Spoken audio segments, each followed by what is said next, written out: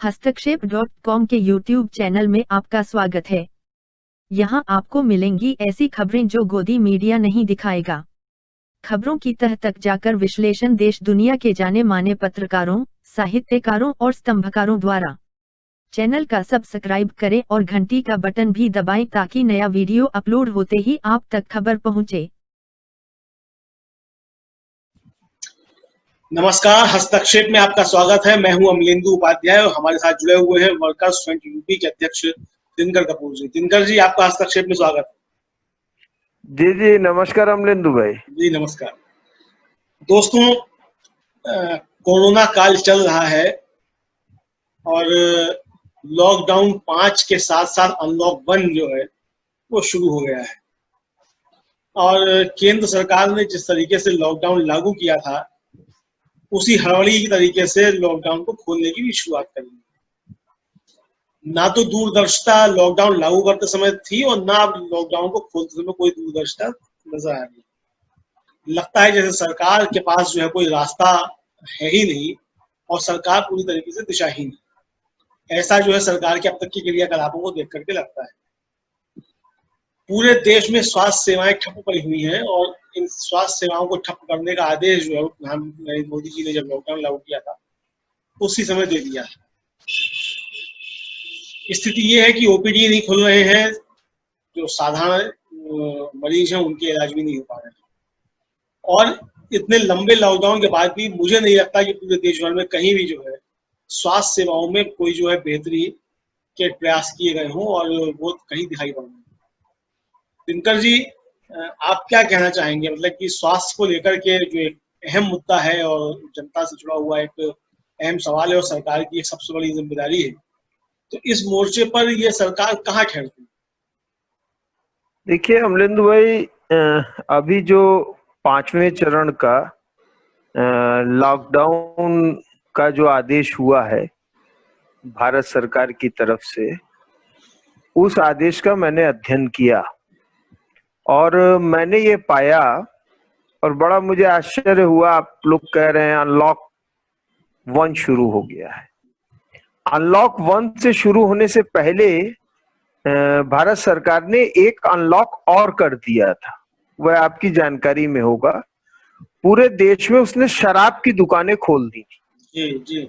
और राज्य सरकारों ने भी शराब की दुकानें खोल दी।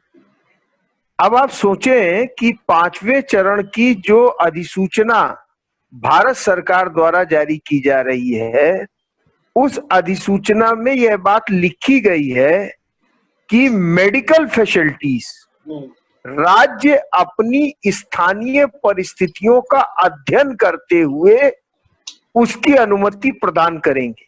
ये मैं आपको शब्द बता रहा हूं, शब्दशः जो बात उन्होंने लिखी है।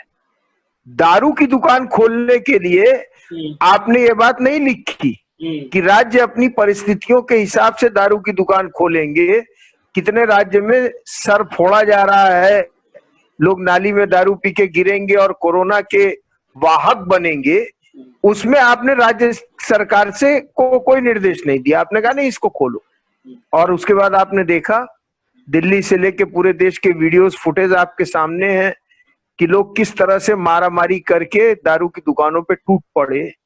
और पूरा जो उत्तर प्रदेश में तो मैं बता रहा हूं कि पुलिस के हमारे सिपाहियों ने, अधिकारियों ने जो इतनी मेहनत की थी, माने अपनी जिंदगी को दांव पर लगा के ग्रास रूट पे हमारे राज्य कर्मचारियों ने 40 दिन तक जो लॉकडाउन था उसका अनुपालन नीचे तक सुनिश्चित कराया था। और उसमें कुछ जातियां हुई हैं, वह सही बात है, उसका आलोचना अपनी जगह है, लेकिन यह भी एक सच है कि जमीनी स्तर पर उसको लागू कराने में एक बड़ा योगदान जो जमीनी स्तर पे काम करने वाले राज्य कर्मचारी थे उनका था। उनकी सारी मेहनत, अपनी जिंदगी को दांव पर लगाकर की गई मेहनत एक दिन और एक झटके में आपने खत्म कर दी। ये क्या तरीका है भाई? ऐसे ही आपने खुद देखा, 4 घंटे का समय देके आपने लॉकडाउन लागू कर दिया। पूरे देश में मैं समझता हूं कि शायद भारत के आजादी के इतिहास में इतनी बड़ी त्रासदी हमने नहीं देखी होगी। मानवता में यकीन करने वाला अगर कोई भी आदमी है तो उसका दिल हिल जाएगा सड़क पे जनती हुई, बच्चा जनती हुई महिलाओं को देख के, रोड पे अपनी अटैची पर लादे बच्चों को देखते हुए, एक्सीडेंट में मरते हुए मजदूरों को देखते हुए, ट्रेन से कुचल कर कट कर मरते हुए मजदूरों को देखते हुए। और दुखद है कि जब ये सवाल मीडिया में उठ रहा है, हालांकि बहुत कम मीडिया के लोग इसको उठा रहे हैं, लेकिन आप जैसी वैकल्पिक मीडिया वाले या मेन स्ट्रीम मीडिया में भी एनडीटीवी में रवीश जैसे लोग उठा रहे हैं, तो इनको तुषार मेहता साहब गिद्ध कह रहे हैं। जैसे एक वो कहावत है कि जाकी जैसी भावना तैसी वो तीन मूरत देखी तीन तैसी, माने जो जैसा सोचता है उसको वैसा ही दिखाई देता है। बेसिकली ये गिद्ध खुद है। और मैं ये बात इसलिए कह रहा हूं अमलेंदु भाई कि इस कोरोना काल में भी सरकार ने बिजली के निजीकरण से लेके, कोयला के निजीकरण से लेके, रक्षा के निजीकरण से लेके, बैंक और बीमा के निजीकरण से लेके, और जितने भी, और आज का अखबार के आप फ्रंट पेज की न्यूज सुनिए, कल सरकार ने एक आदेश दिया है कि दाल, तेल और अनाज ये आवश्यक वस्तु से बाहर हो जाएगा। इसका मतलब क्या है? इसका मतलब है कि देश में वायदा कारोबार की खुली छूट इस सरकार ने प्रदान कर दी है। ट्रेडिंग की बड़े कॉरपोरेट कंपनियों को, जो हिंदुस्तान के बाहर की विदेशी कंपनियां हैं, मैंसांटो जैसी, उन कंपनियों को ट्रेडिंग करने की खुली छूट भारत सरकार ने दे दी, जो आजादी के बाद से लेके आज तक, मैं कह रहा हूं 6 साल अटल बिहारी जी की भी सरकार रही, आजादी के बाद से लेके अब तक उन सरकारों ने भी इसको नहीं हटाया। मोदी जी सरकार कहती है कि हमने सब पहली बार किया, तो पहली बार उन्होंने ये काम भी कर दिया। खैर बहरहाल मैं उन मुद्दों पे नहीं जाना चाहता, वो तो एक अलग का विषय है। आपने इलाज के संदर्भ में बात की, मैं आपके संज्ञान में ला दूं कि उत्तर प्रदेश में और केंद्र में, जैसा आपने बताया कि भारत सरकार ने जो गाइडलाइन जारी की थी फर्स्ट लॉकडाउन की, उसमें हेल्थ पर उसने रोक लगाई थी। 20 मार्च 2020 को माननीय मुख्यमंत्री जी ट्वीट करते हैं कि प्रदेश के सारे सरकारी अस्पताल में ओपीडी और सामान्य ऑपरेशन की सुविधा बंद रहेगी।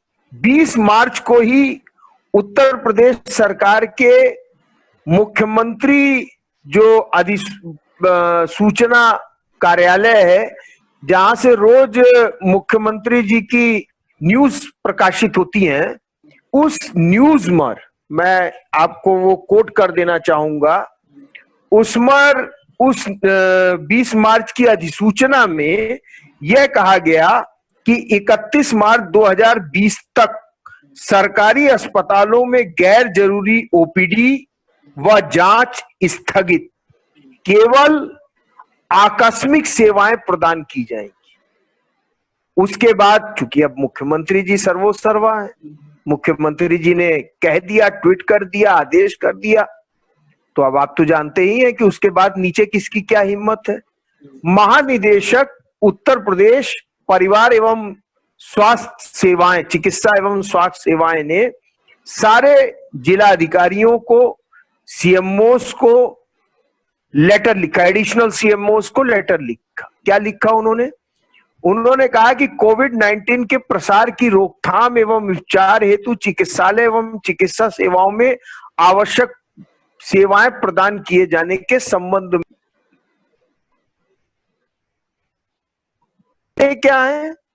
उस पत्र में वो कहते हैं बिंदु संख्या 1 में कि चिकित्सालय एवं चिकित्सा केंद्रों में ओपीडी, ओपीडी का मतलब है आउटडोर पेशेंट डिपार्टमेंट, यही नहीं बंद होता। ऑब्लिक आईपीडी, आईपीटी का मतलब है इंडोर पेशेंट डिपार्टमेंट, दोनों को सीमित कर दिया जाए और अत्यंत आवश्यक तथा चिकित्सीय सेवाओं को ही जारी रखा जाए। ये बिंदु संख्या 1 में कहते हैं। और बिंदु संख्या 2 में क्या कहते हैं कि जिन रोगियों में आकस्मिक ऑपरेशन की आवश्यकता न हो तथा कुछ समय बाद वह ऑपरेशन किए जा सकते हो, उनके ऑपरेशन को अगले 15 दिनों के लिए टाल दिया जाए, ताकि डॉक्टरों की उपलब्धता चिकित्सालयों में कोविड-19 से संबंधित रोगियों को चिकित्सा उपचार उपलब्ध कराने के लिए पर्याप्त बनी रहे। अब ये आदेश है 23 मार्च का। मुख्यमंत्री जी का ट्वीट है 31 मार्च तक रोक लगाने का। 31 मार्च को राज्य के मुख्य सचिव आदेश करते हैं, और वो क्या आदेश कहते हैं, बिंदु संख्या 5 में वो निजी अस्पताल के लिए आदेश करते हैं। उसमें वो कहते हैं कि सामान्य मरीजों के लिए ओपीडी नहीं होगी, परंतु इमरजेंसी केस देखे जाएंगे, यह बात वो कहते हैं। और उनको भी कहते हैं कि ऑपरेशन आप सीमित कर दीजिए। अब आप सोचें खुद कि जब सरकार की तरफ से ओपीडी, आईपीडी, ऑपरेशन पे भी रोक लगा दी गई, तो कोविड के अलावा जो मरीज है वो कहां जाएंगे, कहां इलाज कराएंगे? कोविड ही तो एक बीमारी नहीं है। बहुत सारे लोग आज की तारीख में आप जानते हैं शुगर के पेशेंट हैं, बहुत सारे लोग भारत में सबसे ज्यादा शुगर के पेशेंट हैं, बहुत सारे लोग काम के दबाव की वजह से मानसिक अवसाद के पेशेंट हैं, बहुत सारे लोग टाइफाइड, मलेरिया, सीजनल बीमारियों के पेशेंट होते हैं। जैसे मौसम बदला, लू चल रही है, किसी को लू ही लग जाए, किसी को गर्मी ही, धूप ही लग जाए, सन स्ट्रोक हो जाए, वो इलाज कराने जाएगा कहां? और परिणाम इसका क्या हो रहा है, मैं आपको अखबार की कुछ खबरें आपको बताना चाहता हूं। अमर उजाला अखबार में 29 मई को एक खबर छपती है, माई सिटी उसका एक पेज है, लखनऊ एडिशन का। उसकी हेडिंग है 20,000 मरीजों को ऑपरेशन का इंतजार। उसमें खबर में क्या कहा जाता है, सरकारी व निजी संस्थानों में लंबी फेरिस्त हो गई, ऑपरेशन के लिए कई मरीजों ने तोड़ा दम। ये उसी की सब हेडिंग है। और लॉकडाउन के उस समय 65 दिन पूरे हो चुके हैं जब ये खबर प्रकाशित हो रही है। उसी में कहा गया कि सरकारी चिकित्सा संस्थानों जैसे केजीएमयू, पीजीआई और लोहिया संस्थान में ऑपरेशन की बड़ी लिस्ट है और 20,000 तक मरीज कतार में हैं। जो निजी अस्पताल हैं वहां पर डे, डॉक्टर्स का कहना है उसी रिपोर्ट में कि पर डे 400 से ज्यादा ऑपरेशन होते थे और इस समय एक भी ऑपरेशन नहीं हो रहा। उस खबर में ही ये बात, एक मामला भी उन्होंने जिक्र किया है। अलीगंज है लखनऊ का, वहां के इंद्र नगरी में रहने वाले समीर, 19 साल उसकी उम्र थी, ब्रेन ट्यूमर का पेशेंट था। लॉकडाउन के पहले वो निजी अस्पताल में इलाज करा रहा था, डॉक्टर्स ने उसकी सर्जरी को जटिल किया था और फिर वो कहा था डॉक्टर ने कि आप पीजीआई या केजीएमयू में ऑपरेशन कराइए। उसके परिवार वाले दौड़ते भागते रहे और 26 मई को उसकी डेथ हो गई। एक मामला और दिया है गोमती नगर का, विभव खंड का। वहां की एक महिला है 80 साल की सविता श्रीवास्तव, जो घर पर बेहोश होकर गिर गई। उनके सिर में चोट आई थी, लोग दौड़ते रहे, उसके परिवार के लोग, उसके इलाज के लिए, और कोई इलाज उसको नहीं मिला। 27 मई को उसकी डेथ हो गई। दूसरी खबर पे मैं आपका ध्यान आकर्षित करना चाहूंगा और आपके माध्यम से हस्तक्षेप के दर्शकों का भी। अमर उजाला में अगले दिन खबर छपती है 30 मई को, माई सिटी में ही, फ्रंट पेज की बड़ी खबर है कि अस्पतालों में 84% प्रसव घटे। उसी की सब हेडिंग है कि निजी अस्पतालों में भर्ती नहीं किया गया, संक्रमण से जूझ रही हैं महिलाएं। उसी में कहा गया है कि निजी अस्पतालों का सहारा नहीं मिला। और एक उदाहरण दिया गया है, रसूलपुर की एक महिला है जो राजधानी के कॉर्पोरेट अस्पताल में इलाज हो रहा था और जिस दिन उसकी डिलीवरी थी उस दिन वो कॉर्पोरेट हॉस्पिटल में लेके गई, उस हॉस्पिटल ने उसको बंद कर नहीं एडमिट किया, घर में उसको अपना बच्चा डिलीवरी करना पड़ा। आज गर्भाशय के गंभीर संक्रमण से वो गुजर रही। उसी में कहा गया कि मार्च अप्रैल में बंदी की वजह से लखनऊ जिले के निजी अस्पताल बंद रहे। लखनऊ में मैं डाटा आपको बताना चाहता हूं, 1500 निजी अस्पताल और डायग्नोसिस सेंटर हैं, जिसमें 150 प्रेगनेंसी का, डिलीवरी का वर्क देखते हैं। ये सारे के सारे बंद हैं। और इसके बारे में मैं नहीं कह रहा, क्वीन मेरी हॉस्पिटल लखनऊ का है, उसकी हेड डॉक्टर सुजाता देव बताती हैं कि घर से पर हुए प्रसव से में जो लापरवाही है उसके दुष्परिणाम देखने को मिल रही हैं। वह कहती हैं कि प्रसव में अड़चन की वजह से जान को खतरा हो सकता है। IIMA all India medical association, उसकी जो उत्तर प्रदेश की अध्यक्ष हैं डॉक्टर रमा श्रीवास्तव, कहती हैं कि ये जो घर में प्रसव हो रहे हैं लंबे अरसे तक इसका साइड इफेक्ट दिखेगा। गर्भाशय में महिलाओं के घाव हो जा रहे हैं, चोट के निशान हो जा रहे हैं। मैं आपको ये कहना चाहता हूं कि आज अमर उजाला में खबर छपी, योगी जी की सरकार ने वाहवाही बटोरते हुए कहा कि जिस समय लॉकडाउन शुरू हुआ था उस समय हम 1000 टेस्ट करा पाते थे, आज हम 10,000 टेस्ट करा रहे हैं। और अमलेंदु भाई डाटा सुनेंगे तो आप आश्चर्यचकित हो जाएंगे। सरकार ने कहा अब तक हमने 3 लाख टेस्ट कराए। ये कितना बड़ा मजाक है। कौन से टेस्ट आपने कराए? कोरोना के RT-PCR टेस्ट उसको हम कहते हैं। उत्तर प्रदेश की आबादी कितनी है? 20 करोड़ से ज्यादा। 20 करोड़ की आबादी में उस समय यह सरकार का वक्तव्य है आज के अमर उजाला में, जब बड़ी संख्या में प्रवासी मजदूर, खुद मैं नहीं जानता क्योंकि सरकार के यहाँ के डाटे बड़े भाई फ्लैक्चुएटिंग है। एक दिन मैं देख रहा था प्रमुख सचिव मुख्यमंत्री जी का जो प्रेस नोट था, उसमें उन्होंने 4 बजे प्रेस नोट जारी हुआ था और उसमें उन्होंने कहा कि 22,45,000 मजदूरों को, प्रवासी मजदूरों को अभी तक हम लेके आए। रात को 8 बजे आज तक में मुख्यमंत्री जी बैठे हुए थे, मैं उनको सुन रहा था। उन्होंने कहा कि हम 30 लाख लोग ले आए। अब मेरे ये नहीं समझ में आया कि 4 घंटे में कैसे 8 लाख लोग आ गए उत्तर प्रदेश में। तो इसलिए इनके आंकड़ों पे कहना बड़ा मुश्किल है। पहले इन्होंने कहा कि हम 4 लाख लोग ले आए दिल्ली बॉर्डर से, पता क्या चला साहब 1000 बस से आप 4 लाख लोग ले आए। तो ये कुछ भी कह सकते हैं, आंकड़े की बात छोड़ दीजिए। आज जो इनका ऑफिशियल आंकड़ा है मेडिकल डिपार्टमेंट की तरफ से, उसने ये कहा है कि 3 लाख टेस्ट अभी तक हुए हैं। ऐसे समय जब बड़ी संख्या में प्रवासी मजदूर आ रहे हैं और उन जगहों से आ रहे हैं, अभी मैं लाल बहादुर जी की, अभी आपसे वार्ता के जस्ट पहले मैं लाल बहादुर जी की पोस्ट पढ़ रहा था फेसबुक की। आप जानते हैं इलाहाबाद यूनिवर्सिटी के छात्र संघ अध्यक्ष रहे हैं लाल बहादुर सिंह जी। उन्होंने अपनी पोस्ट में लिखा कि गुजरात से आने वाले 30% जो प्रवासी मजदूर हैं वो कोरोना संक्रमित हैं और महाराष्ट्र से आने वाले जो 50% मजदूर हैं वो कोरोना संक्रमित हैं। अब आप समझिए कि इस बात को छुपाया गया, यह बात पब्लिक डोमेन में लाई नहीं गई। अब ये लोग जो गांव में जा रहे हैं इनका क्या होगा? आपके पास आज भी, आप खुद कह रहे हैं, एडमिट कर रहे हैं, कल मुख्यमंत्री जी ने खुद स्वीकार किया कि हमारी 10,000 तक की क्षमता हो गई है टेस्ट की, जिसको हम 15,000 बताएंगे। अब आप सोचिए कि आपकी टेस्ट की क्षमता ही इतनी कम है तो आप कैसे इसको कंट्रोल करेंगे? और इसलिए आज की तारीख में मेडिकल का सवाल, लोगों को इलाज मिलने का सवाल, आज की तारीख में सबसे महत्वपूर्ण सवाल उत्तर प्रदेश के अंदर, देश के अंदर बन के उभरा है।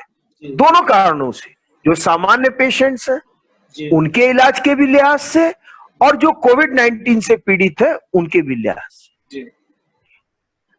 दूसरी बात, मैं आपको कुछ आंकड़े भी बताना चाहूंगा। एक रिपोर्ट भी आपने अभी, मैंने देखा कि 2 दिन पहले आपने उत्तर प्रदेश के हेल्थ के संबंध में प्रकाशित किया अपने वेबसाइट पे। जी हाँ, जी हमने उस रिपोर्ट का अध्ययन किया और हमने देखा उस रिपोर्ट में जी कि उत्तर प्रदेश में इंफ्रास्ट्रक्चर की बेहद कमी है। 2017 का डाटा हमारे पास है, जी जो हमारा डाटा नहीं है, ministry of health and family welfare का डाटा है। जी हाँ, अब तो दरअसल दिक्कत ये है कि ये जो मोदी गवर्नमेंट है ये इतना डरी हुई है अंदर से कि इसने डाटा सप्लाई पे भी रोक लगा दी है। जी हाँ, जैसे अब आपको अनएम्प्लॉयमेंट का कोई डाटा नहीं मिलेगा, उस पे पूरा रोक लगा दी। हेल्थ के भी डाटे पे रोक लगा दी गई है। जो डाटे आ भी रहे हैं उसके बारे में विपक्ष का भी ये कहना है, एक्सपर्ट्स का भी ये कहना है कि ये डाटा कितना एग्जैक्ट है और कितना फैब्रिकेटेड है, कह पाना बड़ा मुश्किल है। जी हाँ, तो बहरहाल हमारे पास 2017 का एक डाटा इनका मौजूद है जो इनकी वेबसाइट पे है। उसके हिसाब से उत्तर प्रदेश में ग्रामीण क्षेत्र में 442 अस्पताल हैं, जी 39,104 बेड हैं। शहरी क्षेत्र में 193 अस्पताल हैं और 37,156 बेड हैं। इस प्रकार उत्तर प्रदेश में 3,000 लगभग आबादी पर एक बेड है सरकारी क्षेत्र। जी अगर हम इसको निजी क्षेत्र भी जोड़ लें तो भी जो पूरा टोटल इंफ्रास्ट्रक्चर एग्जिस्टिंग है जी वह भी आज की तारीख में पर्याप्त नहीं है। जी यह बात मैं आपके माध्यम से कहना चाहता हूं और इसका हमने ग्रासरूट पे अध्ययन किया। जी जैसे सोनभद्र, मिर्जापुर, चंदौली जहां हमारा बुनियादी काम है, जी वहां का मैं आपको उदाहरण बताना चाहता हूं। सोनभद्र में अभी तक 9 कोरोना पेशेंट पॉजिटिव निकले हैं जी टोटल, और वो जो कोरोना पॉजिटिव, अरे जो कोरोना पॉजिटिव लोग, एक मिनट लाइट, जो कोरोना पॉजिटिव निकले हैं जी वो कोरोना पॉजिटिव जो लोग हैं वो बेसिकली, आपकी जानकारी के लिए मैं बता दूं कि वो जो कोरोना पॉजिटिव लोग हैं वो लोग बेसिकली प्रवासी मजदूर हैं जी जो बाहर से आए हुए हैं और बाहर से आके वो लोग यहाँ काम कर रहे हैं। जी अब इनके लिए व्यवस्था क्या की गई है सोनभद्र में? इनके लिए एक जगह है मधुपुर, जो जिला अस्पताल से आप समझे कि करीब 20 किलोमीटर दूर है, जी और वहां के अस्पताल में मैं खुद जाके देखा हूं। वहां कुछ भी नहीं है अमलेंदु भाई, एक कमरा है सिर्फ अस्पताल का। जी L1 के जो पेशेंट्स हैं, L1 के पेशेंट्स के इलाज के लिए मधुपुर में सेंटर बनाया गया है। जी जिला अस्पताल में एक ट्रामा सेंटर बना हुआ है और पिछले 3 साल से वो ट्रामा सेंटर बन के तैयार है, लेकिन वो चालू नहीं हो पाया। क्यों? क्योंकि वहां मेडिकल स्टाफ नहीं पहुंच पाया है। जी उस ट्रामा सेंटर में क्वारंटाइन सेंटर, आइसोलेशन वार्ड बने। जी और टेस्ट कहाँ हो रहा है सोनभद्र का? सोनभद्र में जो ब्लड लिए जा रहे हैं मजदूरों के, जी वो टेस्ट हो रहा है बनारस और रिपोर्ट आ रही है 3 दिन बाद। जी चंदौली के अंदर सोनभद्र जिले में जो मेरी अभी तक जानकारी है, सिंगल वेंटिलेटर नहीं है, जबकि मुख्यमंत्री जी ने कहा था कि उत्तर प्रदेश के हर जिले में कम से कम एक वेंटिलेटर हो। और सोनभद्र वो जिला है जो जिसको नीति आयोग ने देश के सर्वाधिक पिछड़े जिलों में माना है। जी ये जिसको कहते हैं कि सरकार ने कहा है एम्बिशनल डिस्ट्रिक्ट, जी मोस्ट बैकवर्ड डिस्ट्रिक्ट में देश के। और ऐसा नहीं है, 20 जो सर्वाधिक पिछड़े हैं उनमें एक सोनभद्र है। जी वहां की हालत बता रहा हूं कि सिंगल वेंटिलेटर नहीं है। L1, L2, L3 3 स्टेज है कोविड के पेशेंट्स की। L1 के भी पेशेंट का इलाज नहीं हो सकता सोनभद्र में। L2 और L3 की तो बात छोड़ दीजिए, L1 के पेशेंट्स भेज दिए जा रहे हैं मिर्जापुर। कल अगर महामारी फैल गई जिस तरह से प्रवासी मजदूर, और सोनभद्र से तो बहुत बड़ी संख्या में मजदूर गए हैं। मैं बता रहा हूं दुद्धी का जो इलाका है, कम से कम मैं समझता हूं कि 50,000 से 1 लाख की संख्या में मजदूर बाहर गए हैं काम करने, अकेले दुद्धी तहसील से, जो ट्राइबल डोमिनेटेड तहसील है। जी जी वहां से गए हैं। अगर ये महामारी फैल गई तो आपके पास कोई इलाज की व्यवस्था नहीं। हम्म, चंदौली में 4 वेंटिलेटर हैं। जी नौगढ़ जैसा इलाका जो बहुत चर्चित देश में रहा है, आप जानते हैं पिछले दिनों जी आंदोलनों का एक केंद्र नौगढ़ रहा है, वहां के अस्पताल में डॉक्टर ही नहीं है, वहां के अस्पताल में कोई व्यवस्था नहीं है। तो ये आज की तारीख में है, ये जमीनी सच्चाई हकीकत मैं आपको बता रहा हूं। और इसलिए मैं ये कह रहा हूं कि दरअसल सरकार, अभी बस्ती जिले का भी हमारे पास डाटा आया है। जी बस्ती जिले में डॉक्टर्स ने हमको बताया कि वहां ये हालत है कि बस्ती जिले में जो ब्लड की जांच है उसको गोरखपुर भेजा जा रहा है। हम्म, आप कोविड-19 के ब्लड की जांच भी जिलावार नहीं कर पाए, और बातें क्या, 1 लाख बेड तैयार कर दिया हमने। अरे भैया, कहाँ आपका 1 लाख बेड है? हमें तो बताइए, आप जिलावार आंकड़ा दीजिए, कहाँ आपका 1 लाख बेड है? आप कह रहे हैं हमने साहब ये कर दिया। आगरा मॉडल पूरे देश में चर्चित, क्या आगरा मॉडल हुआ? वहां के मेयर ने लिखा कि हमारे शहर को वुहान बनने से बचा लीजिए। जी आप 10-10 तो प्रमुख सचिव भेज के आगरा मॉडल को चलवा रहे हैं, जिसके बारे में आपने, आपके हेल्थ सेक्रेटरी सेंट्रल गवर्नमेंट के, जिन्होंने प्रेस मीट करके बड़ी तारीफ की थी, वो आपका आगरा मॉडल धराशायी हो गया, आप कुछ नहीं उसमें दिखा पाए। हमको डॉक्टर्स ने बताया कि सैनिटाइजर तक की व्यवस्था सरकार नहीं कर रही है। आपने आदेश कर दिया कि आप खरीद लीजिए, लेकिन उसमें इतने ही फैन बट हैं कि ये खरीदिए, टेंडर डालिए, अरे सैनिटाइजर, N95 मास्क और पीपीई किट, ये 3 चीजें तो, और ग्लव्स, ये 3-4 चीजें तो न्यूनतम है। अभी हमको बता रहे थे, डॉक्टर्स की एसोसिएशन है, कल उन्होंने अपना पत्रक भी हमको भेजा, हमने उसको पढ़ा। पीपीई किट जो दी जा रही है अमलेंदु भाई, आप सुन के आश्चर्य करेंगे कि WHO ने जो स्टैंडर्ड तय किया है उसकी जगह कपड़ा सिलकर, हरे रंग का, नीले रंग का कपड़ा सिलकर दे दिया जा रहा है डॉक्टर्स को कि यही पीपीई किट है, पहन लीजिए। डॉक्टर कह रहे हैं भाई हम शर्ट पहने ही है, इसके ऊपर एक तो किट ये लाद ले प्लास्टिक लगी हुई, तो इससे फायदा क्या है? पीपीई किट तो एक स्पेसिफिक इंस्ट्रूमेंट है जी इलाज के लिए, ये कोई सामान्य चीज नहीं है, यह एक स्पेसिफिक इंस्ट्रूमेंट है। आप उसको, उसकी कोई क्वालिटी स्टैंडर्ड आपके पास नहीं है, आपने कपड़ा सिला दे दिया। यही हालत आपने गुजरात में की। एक पता नहीं कौन सा डब्बा उठा लिया, कह दिया कि ये सब वेंटिलेटर है, और आजकल लोकल पे इतना जोर है कि लोकल के नाम पर जो मन हो वो वेंटिलेटर बना दिया, पता चला कि बाद में कि वो वेंटिलेटर था ही नहीं। और मुख्यमंत्री जी तक, घोटाले में बीजेपी का अध्यक्ष जो है वो इस्तीफा दे रहा है हिमाचल में, हिमाचल प्रदेश का आपने देखा ही, वो उसको इस्तीफा देना पड़ा। तो ये तो वो लोग की जमात है जिन्होंने कारगिल में ताबूत का घोटाला कर दिया। जब प्रधानमंत्री जी कहते हैं ना कि आपदा में भी अवसर है, तो उसका मतलब यही है कि आपदा में अवसर खोजिए। अब वो अवसर हर आदमी अपने अपने हिसाब से निकाल ले, जिसको किट में निकालना है अवसर वो किट में निकाल ले, जिसको वेंटिलेटर में निकालना है वो वेंटिलेटर में निकाल ले अवसर, और जिसको मास्क में निकालना है वो मास्क में निकाल ले।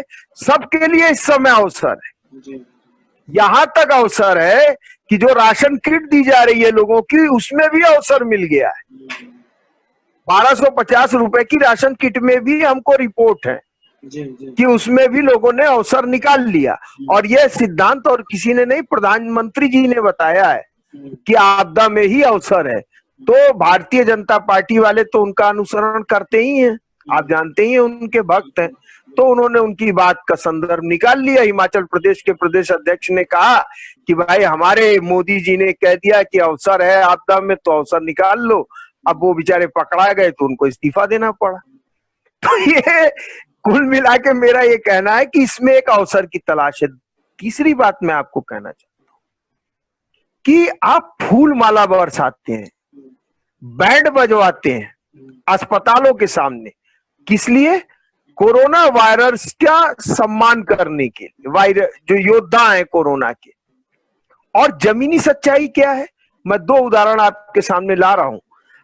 एक उदाहरण है बहराइच का।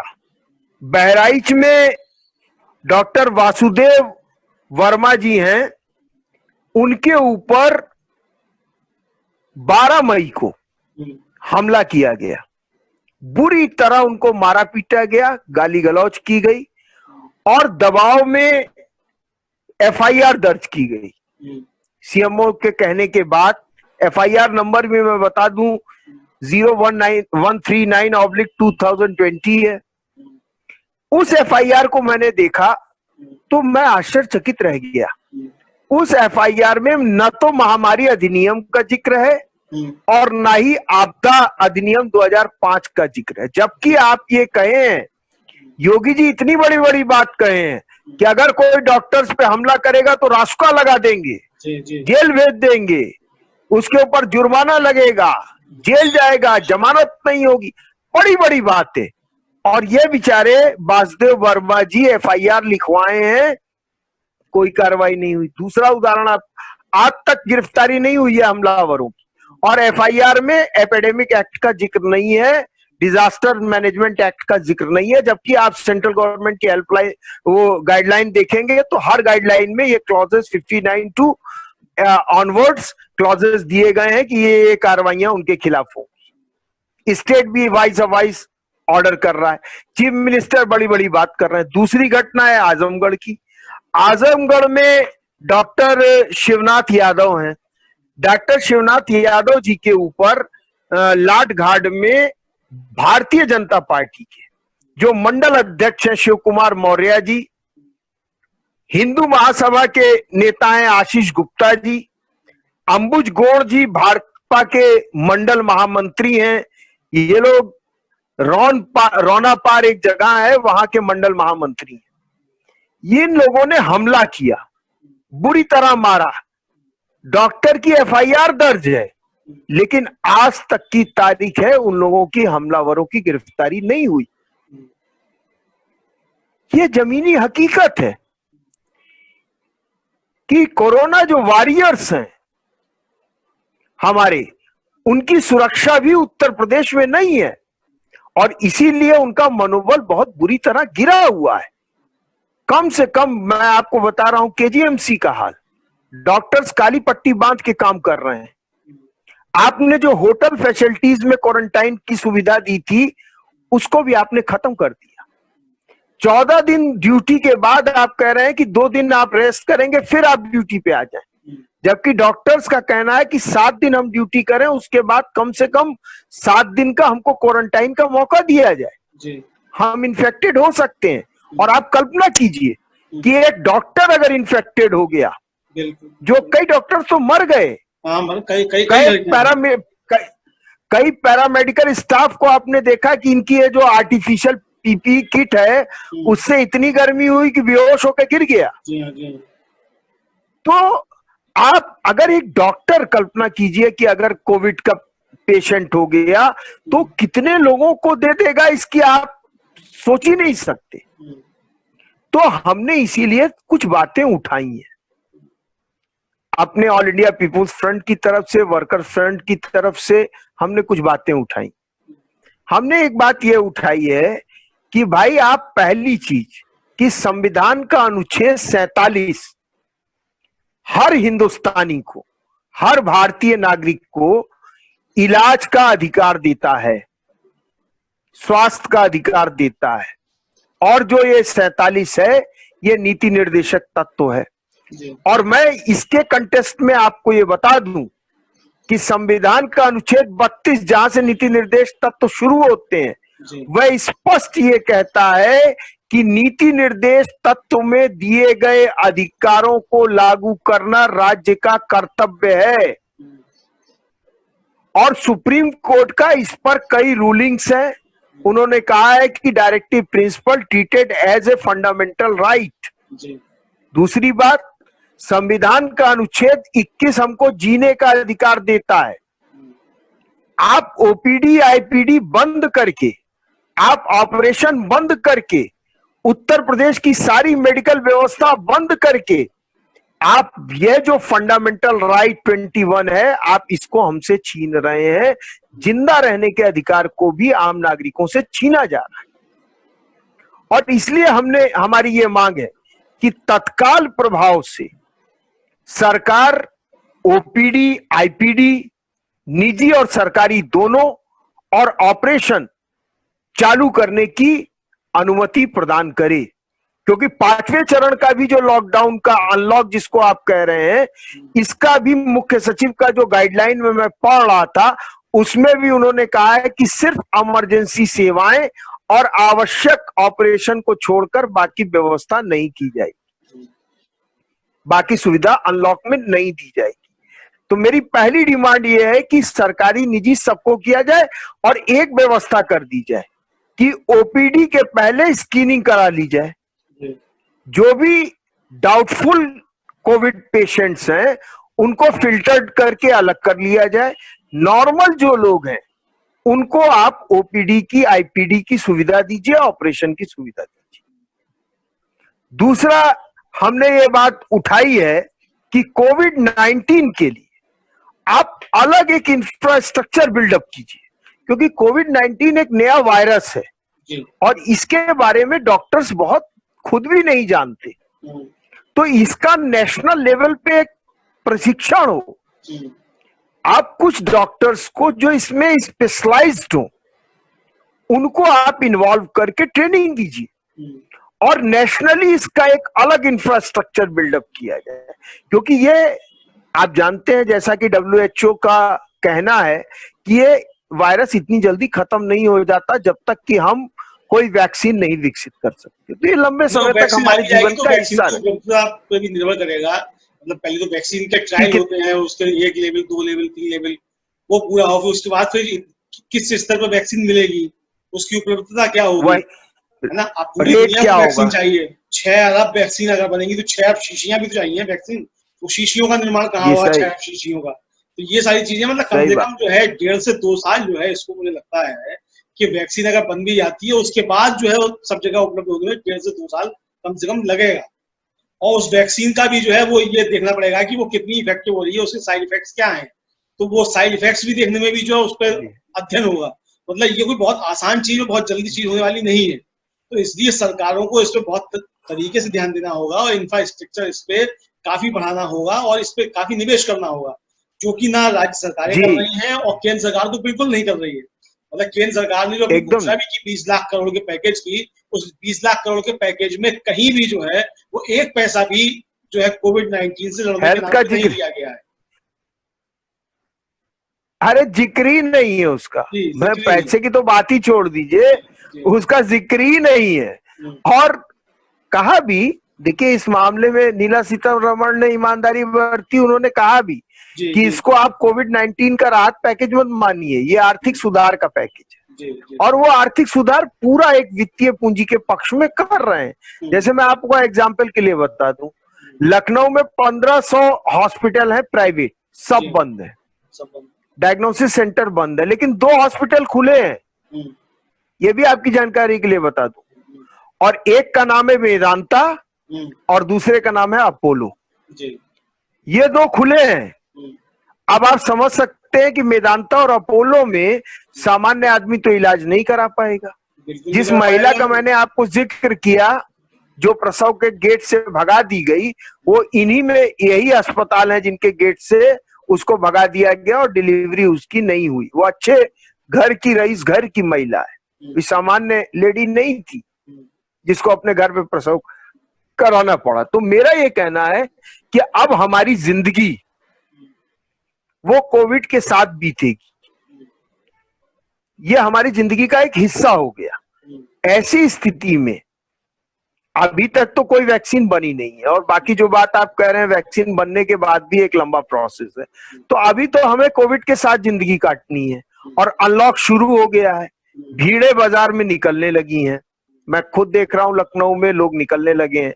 बहुत सारे लोग जो आर्थिक रूप से टूटे हुए थे वो अपने धंधों में लौट रहे हैं, अपनी दुकानें खोल रहे हैं, बिक्री खोल रही है, चीजें चल रही हैं। तो ऐसी स्थिति में जब कम्युनिटी लेवल पे लोगों का इंटीग्रेशन हो रहा है, तो खुद आईसीसीआर का कहना है कि कम्युनिटी लेवल पे ट्रांजैक्शन भी फैलेगा। तब ऐसी स्थिति में आपको कोविड के लिए एक इंडिपेंडेंट सिस्टम बनाना होगा, और अगर इसके लिए जरूरत हो तो आप निजी अस्पतालों का भी अधिग्रहण करिए, उनको भी लीजिए, उनको कोविड हॉस्पिटल के बतौर ट्रीट किया जाए, उनको दिया जाए। तो ये हमारी दूसरी मांग है। और तीसरी हमारी मांग है कि जो कोरोना के हमारे योद्धा डॉक्टर हैं, उनको कम से कम भाई आपदा में अवसर मत तलाशिए, उनको WHO की गाइडलाइन के हिसाब से N95 मास्क, PPE किट और ग्लव्स या जो भी सुरक्षा उपकरण है वो उनको उपलब्ध कराएं। और जिन लोगों की FIR दर्ज हैं, इस पे डॉक्टर्स एसोसिएशन ने खुद लेटर भेजा है प्रमुख सचिव चिकित्सा को। मेरा ये कहना है कि उन लोगों के ऊपर जिन भारतीय जनता पार्टी के नेता ने किया है, इस समय दलगत भावना से ऊपर उठ के भाजपा को सोचना चाहिए, राजनीति नहीं करनी चाहिए। ये नहीं कि भाजपा के हैं तो इसलिए हम बचाएंगे। मैं ये कहना चाहता हूं कि भारतीय जनता पार्टी के लोग अगर इसमें इन्वॉल्व हैं, जैसा कि आजमगढ़ और बहराइच 2 जगह की मेरे पास सूचना है, अन्य जगह भी हुआ होगा, तत्काल प्रभाव से सरकार को ऐसे अपराधियों को गिरफ्तार करना चाहिए, दंडित करना चाहिए और विधि के अनुरूप कार्रवाई करनी चाहिए। मैं ये कहना चाहता हूं आपके माध्यम से, हमारे जो राष्ट्रीय प्रवक्ता हैं पूर्व IG SR दारापुरी साहब, उन्होंने 2 बार मुख्यमंत्री महोदय को पत्रक भेजा है। हम सरकार का बार बार ध्यान आकर्षित करा रहे हैं, कह रहे हैं, लेकिन अगर ये बातें सरकार नहीं सुनती तो मजबूरन हमें विधिक कार्रवाई के लिए बाध्य होना पड़ेगा। हम जाएंगे, क्योंकि हम उत्तर प्रदेश के एक एक नागरिक, हिंदुस्तान के एक एक नागरिक की जिंदगी की हिफाजत के लिए, उसके संविधान प्रदत्त अधिकार की हिफाजत के लिए लड़ने वाले, काम करने वाले लोग हैं। और जिस स्तर पे भी इसकी जरूरत होगी, हम उनके सहयोग के लिए खड़े होंगे। कोविड-19 के महामारी के इस दौर में आज चिकित्सा सबसे बड़ा सवाल है, और मुझे लगता है कि इसको हल करना सरकार की सबसे पहली जरूरत होनी चाहिए, ना कि लफाजी करना।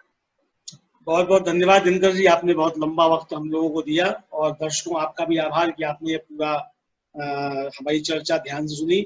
इस चर्चा को शेयर अवश्य कीजिएगा ताकि ये बात ज्यादा से ज्यादा लोगों तक पहुंचे, और अगर आपने हमारा चैनल सब्सक्राइब नहीं किया है तो उसको सब्सक्राइब भी कीजिएगा, ताकि आगे जब हम कोई नया वीडियो अपलोड करें तो उसकी सूचना तत्काल आप तक पहुंचे। धन्यवाद दिनकर जी, और दर्शकों आपका जी नमस्कार अमलेंदु भाई, नमस्कार।